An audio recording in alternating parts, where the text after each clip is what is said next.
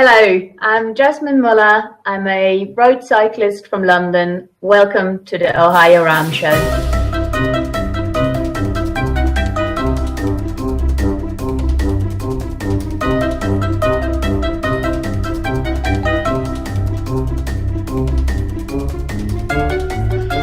Thank you, Jasmine, for that introduction.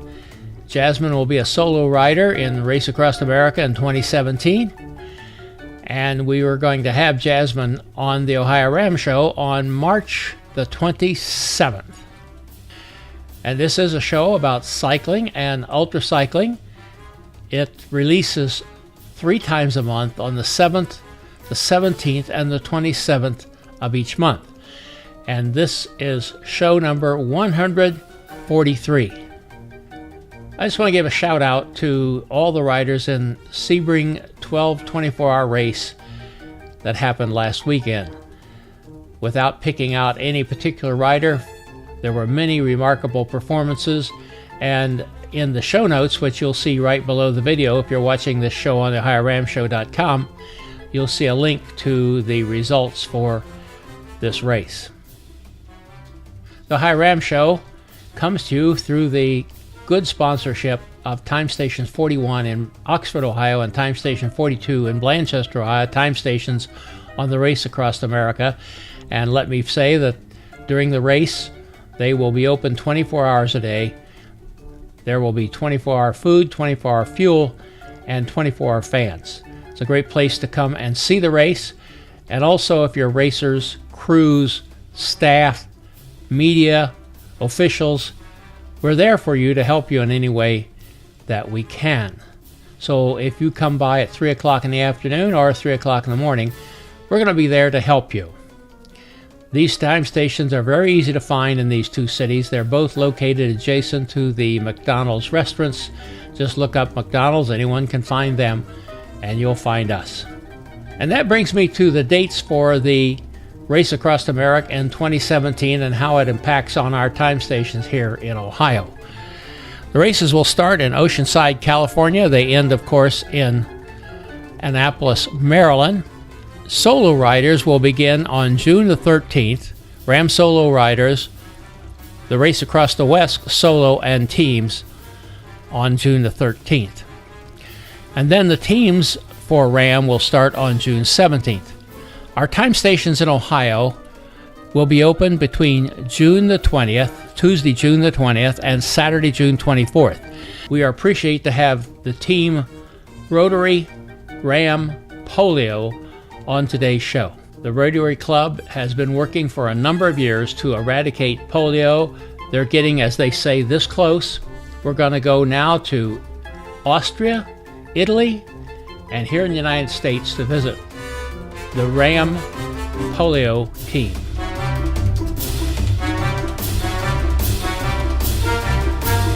Bob McKenzie, Tulsa, Oklahoma. How are you doing today, Bob? I'm doing only excellent. How about yourself, Lee? Well, we're doing real good. We're having freezing rain here, and we just hope it doesn't take our power out. I guess you had the same thing in Tulsa, didn't you? Yes, we do. We had it start this morning, and so we're hoping it passes on through to somebody else. Well, what's the name of your team, Bob? Our team name is Team Rotary RAAM Polio. You want to introduce your other team members here, and then we'll get back to you. Absolutely. We have Steve Schoonover with us, and he's from Draper, Utah. We have Kurt Matzler, who is from Austria. He's an Italian, but he's from Austria right now. And then we have Andreas Zeman from Austria. And Andreas is a new member to our team this year. The other 2 were on our team last year. All right. Well, I got you down here on the end, Andreas. They were calling you Andy. Can I call you Andy? Yes, that's okay. Okay. Tell us a little about yourself, Andy. Oh yeah, my name is Andy, and I live in Tels, which is a small town a little west of Innsbruck. From my professional point of view, I'm an associated professor of analytical chemistry at the University of Innsbruck. Last summer, Kurt asked me if I wanted to be part of the Polio RAAM's team, and I was quite excited, and also my then fiancée was quite excited because I'm pretty sure she was excited about the fact that I would lose weight during the training. So, actually, we got married in September, so that was kind of she's the boss now, boss of my crew and boss of home, of course. So what else can I tell you? Yeah, I have 3 kids from a previous marriage. They are grown up, and actually they are shaking their heads about what their old man is going to do. So, but anyway, if you don't try anything, you can't tell. So, You have an audience there, Kurt? But me? Hi. I said you have an audience there with you today? Me? No. Me not. Okay. All right. Very good. So, yeah, about what do I do besides having a wife, having kids, and doing some chemistries? I play guitar in a rock and roll, local rock and roll band. It's not very successfully commercially, but we have a lot of fun since almost 30 years. So I think that's worth doing the thing. From a Rotarian point of view, I'm Rotarian since 2000. I was a founding member of my club. I'm quite excited to be part of the Rotary team, because I think it's very important to have the polio issue addressed. Yeah, but anyway, so I'm excited to be on the team. Well, tell me a little about your cycling. Actually, I'm doing about 10 hours a week now. That will increase to about 12 to 15 hours in March. I mean, currently bicycling is a challenge because we have snow there. We have snow here. But it basically boils down to elbow grease, because you just have to do it and train. Well, when we think of winter and we think of Innsbruck, we think of the Alps and skiing, but you're on the one side of the Alps, so let's just flip over, I believe, on the other side. And Kurt, you're on the other side of the Alps, aren't you? Yes, I am in northern Italy. I just crossed the Brenner Pass from Austria to Italy with 1 foot of snow today. Very good. Well, tell us about yourself, Kurt. I'm a management professor at the University of Bolzano, which is in northern Italy. It's in the heart of the Alps. And I grew up here in northern Italy, and about 25 years ago, I emigrated to Austria, and I spent most of my career in Austria at different universities. I also spent some time at American universities a couple of years ago. And about 1 year ago, I came back to Italy, where I teach at the University of Bolzano. I'm also Rotarian. I joined Rotary about 6 or 7 years ago. And I was part of the Rotary RAAM Polio team last year. Actually, exactly 1 year ago, I got an email from Bob, who invited me to join the team. And I did not hesitate. I immediately said yes, and so I became part of the team, and we had a lot of fun during the race last year. Actually, it was quite hot. We had excessive heat in Arizona, about 122 degrees, which for me, as somebody who lives in the Alps, was quite a challenge. So I was prepared for the Rocky Mountains, but not for the heat in Arizona in the desert. That was too much for me. I started cycling about 25 years ago, mountain biking, of course, in the Alps, but about 20 years ago, I started road cycling. I did some long distance races here in Europe. I did twice the Styrkeproven, which is in Norway. It's the Great Trial of Strength. It is a 300 miles race, and some other races here in the Alps. I do about 8,000 or 9,000 miles a year on my bike, and for me and for my wife, it's a great passion. So my wife joins me during my training rides, and we also did some bike marathons together.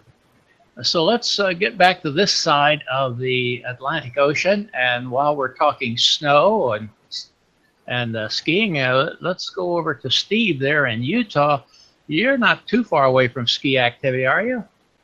Oh no, we have 4 ski resorts that are about 30-minute drive from my home, so it's very, very close. And this is where we had the 2002 Winter Olympics. When that hit and people came here, since that time it has just exploded. So I think people discovered what Utah skiing was like, and it's just not a small place anymore like it used to be. But yes, it's wonderful. Let's get off of skiing and on to cycling. Tell me a little about yourself, Steve, and a little about your cycling background. So, yeah, sure. Well, I have been cycling since about 2006. And when I got into that, I started competing as an amateur over the years since that time. And I'm pretty competitive by nature, but I was fortunate enough to win the Utah State Masters overall points competition back in 2012. It was so much effort and work, just the training and always on the weekends, and kind of getting a little bit away from the family, that I throttled back a little bit from the racing during that time, and even somewhat after that. I did manage to race something here called Lotaja, Logan, Utah to Jackson, Wyoming. We cover 3 states, and it's the longest sanctioned one-day race in the United States. Competed in that in 6 different times now. Additionally, to take advantage of the mountains here, there's the Tour of Utah, which is one of the premier professional races. Stage 6, they allow the amateurs like ourselves to race in it. It's called the Ultimate Challenge, and I've done that 3 times now. It covers about 108 miles, and it's 12,500 feet of climbing. It's truly a climber's race, and from what I've heard from many of the pros have said it's one of the toughest stage races that they have here in the United States. And so I would concur. It's a very challenging race, but I love to climb, and so an awful enjoyable event to be participating in. Okay, thank you. Well, let's then get back to Bob over in Tulsa, Oklahoma, and tell us about yourself, and then let's start talking about what this team is all about. Well, I am in the Rotary Club of Tulsa. I've been in it since 1994, and I've served in many of the programs and all that we have, and I served as president of the club in 2010-11. At the end of that year, I had read an article in the Rotarian magazine about a race or ride that Rotarians were doing in Tucson, Arizona. I called them and asked them if I could go out and ride with them and help raise money for polio. And of course, they were glad to have me. And I went out and bought a road bike. So I bought a road bike in August of 2011. That's when I started cycling. So I'm the youngest cyclist here. I'm the oldest guy here, but I'm the youngest cyclist. I put in the last 4 years, I've been just shy of 12,000 miles a year.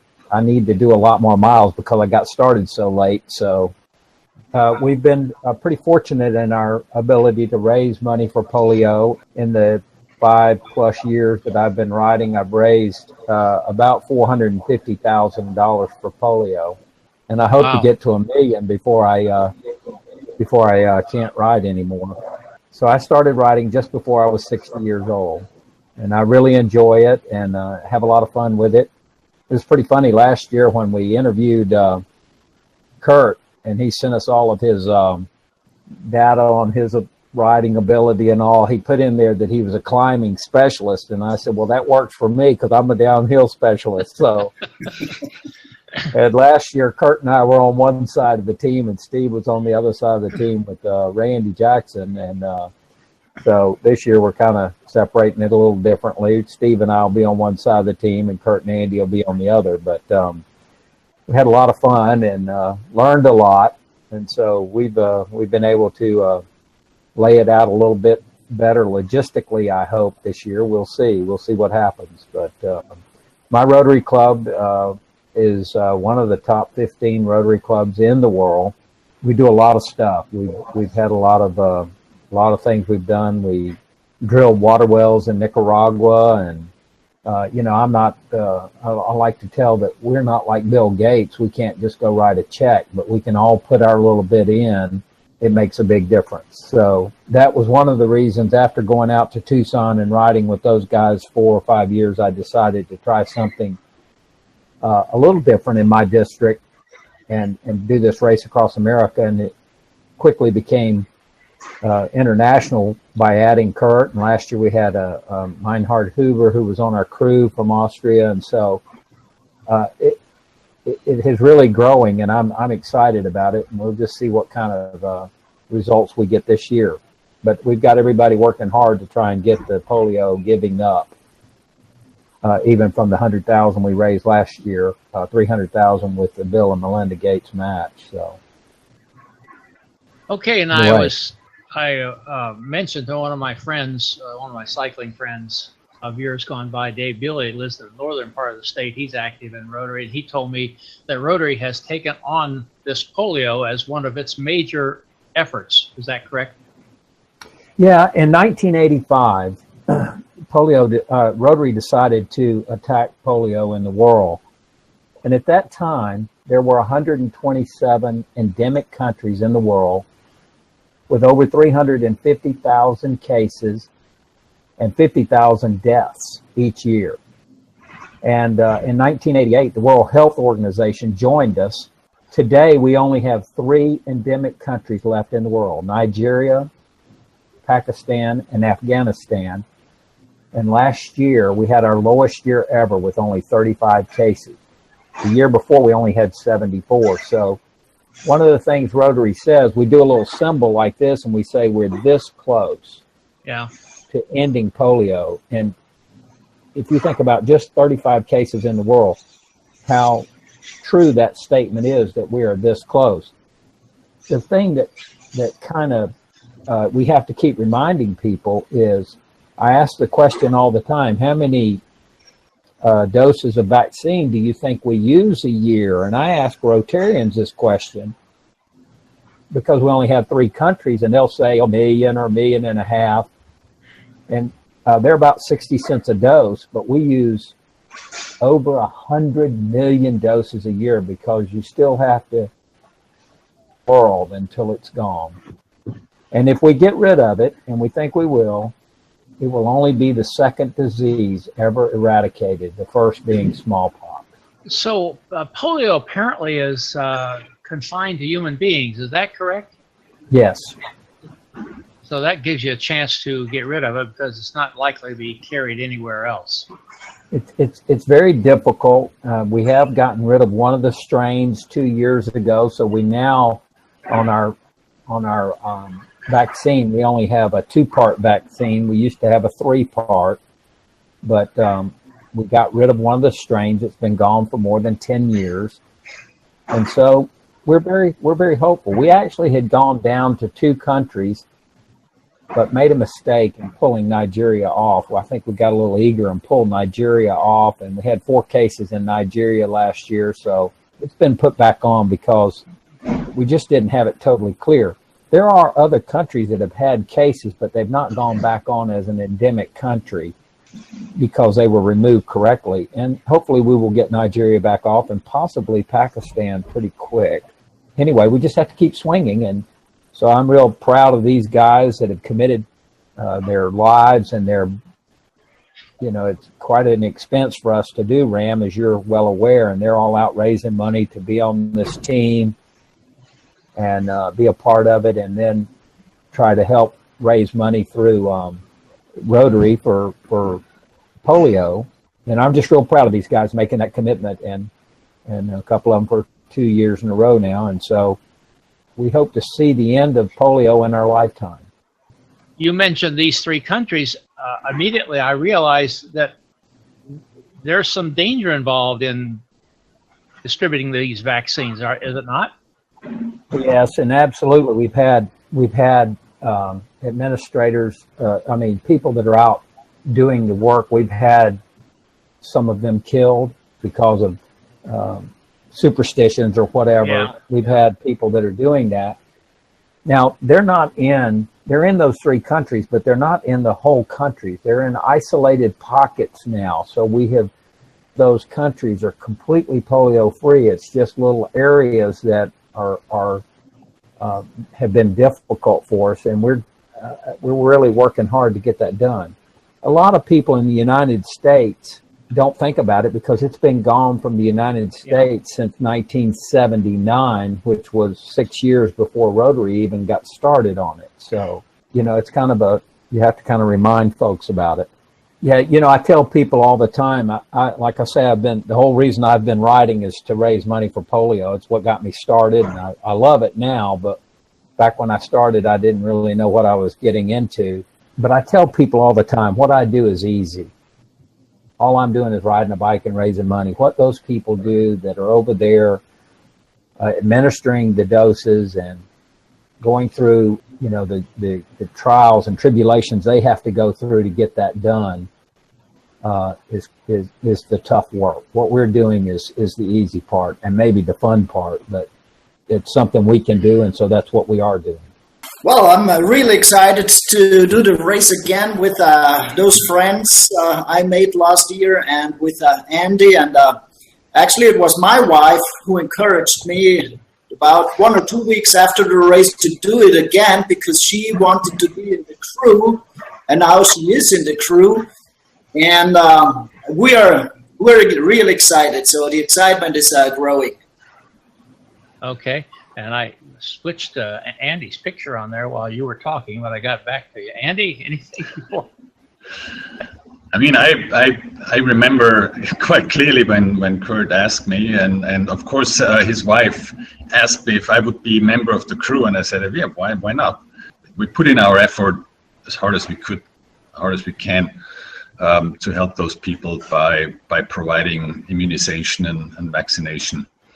Okay, Steve, Lee, can I make a comment? Sure.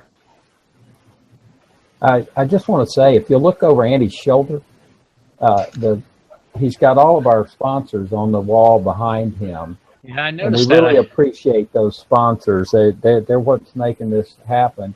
A couple of things Andy doesn't know, but riding's the easy part, Andy. The crew is the tough job. Yeah, we got the easy part. Yeah. No, maybe I kind of misspelled it. I know that the crew. I think that I heard that on Lee's show that the crew can lose the race. I think I don't remember exactly if I got that right. They can't win it, but they can lose it, and you cannot win without the crew. I'm perfectly aware. That navigation's a critical part for sure. Well, gee whiz, I'm glad that somebody remembers something I've said on here. Yeah, I've said that many times. The crew can't win it for you, but they sure can lose it. Okay, so let's get back to Steve there. Before we go, Steve, any final thoughts you have?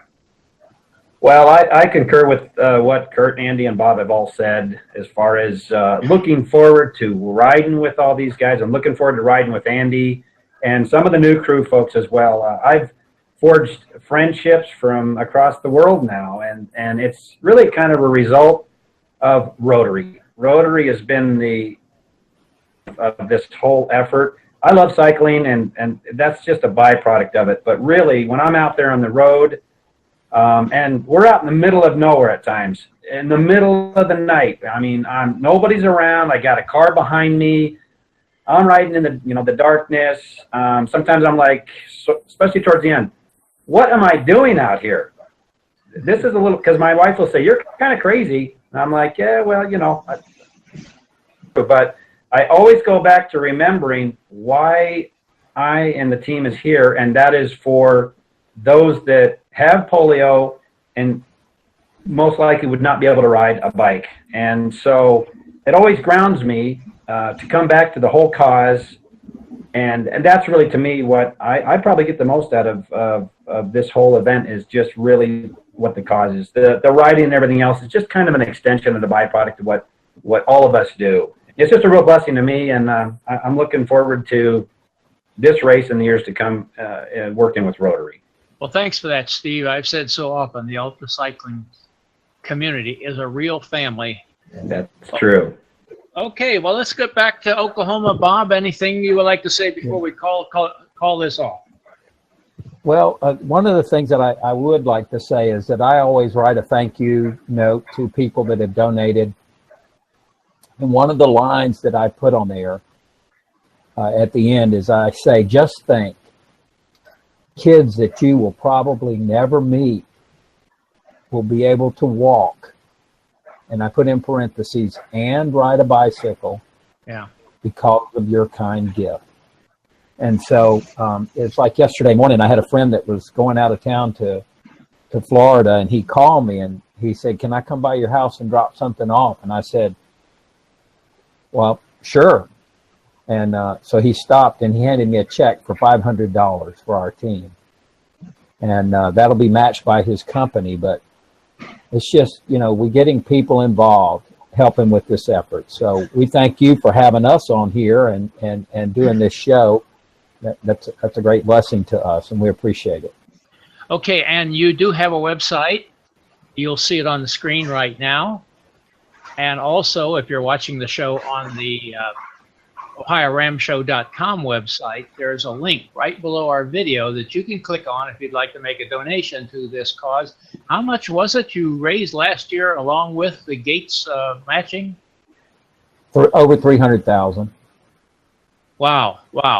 And so if you could give them a few bucks here or there, you'll take small gifts, and you probably would take large ones as well, don't you? You don't have a limit.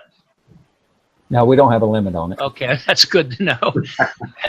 So just go to the website, the one you see on the screen now, and also you can make it easy for you. Just click on that link that you'll see right below this video if you're watching on the OhioRAAMshow.com website. If not, you can go there to OhioRAAMshow.com. There's some other interesting things there for you.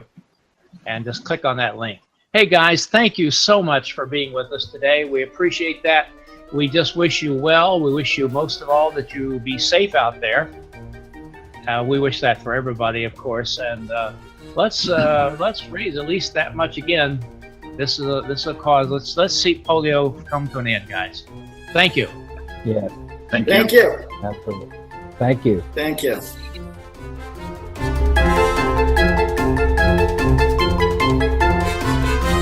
Well, thanks, team, for being on the show, and we wish you well. We hope that the day comes very soon when we can say that polio no longer exists. I've had a couple of friends who had polio, and one of which was my good friend and colleague, John Wagner. When I was on a long bicycle tour, he invited me to spend the night in his house, and if you're a bicycle tourist, you never turn down an invitation like that. We had a good dinner, we had a wonderful shower, we had a good night's rest and a wonderful bed, and in the next morning he got on his hand crank cycle and rode with me a bit, as sent me on my way. John of blessed memory. We want to thank the viewers and supporters of the show. We appreciate what you do, particularly those of you who give us likes and shares the social media when you see it there. That helps advance the cause of ultracycling in so many ways. We want to make sure you visit the website, OhioRAAMshow.com. All of the 143 shows are archived there. You can search for your favorite writer. Also, we're in the process of updating the links there for the race across America in 2017.